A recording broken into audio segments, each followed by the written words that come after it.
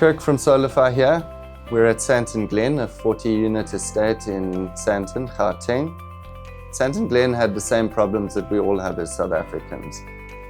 Interrupted electricity supply from unplanned outages, rising electricity costs, and not a lot of room to put a system to be able to solve this problem.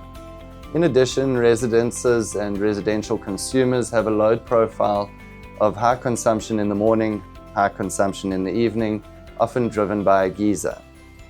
We did a lot of analysis on the consumption patterns of the estate and worked out that we would need probably a 150 to a 200 kilowatt system to handle the peak demand drawn from the grid, and then about a 200 kilowatt hour battery pack to cover a 4-hour load shedding period.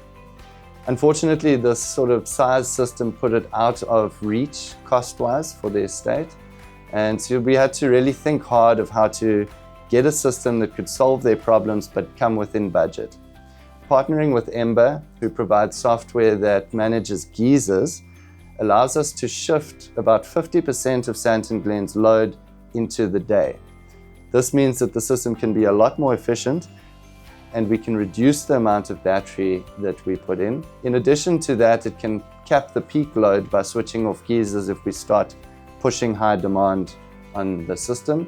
And so we were able to reduce the inverter requirement from 150 to 200 kilowatts down to 90 kilowatts. Battery requirement from 200 kilowatt hours down to 120 kilowatt hours.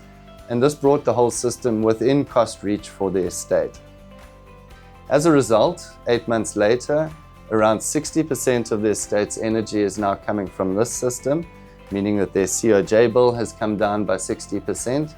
And 62 unplanned outages in the last 8 months have been averted by the battery backup, with residents saving their individual energy costs by reducing geyser consumption amount.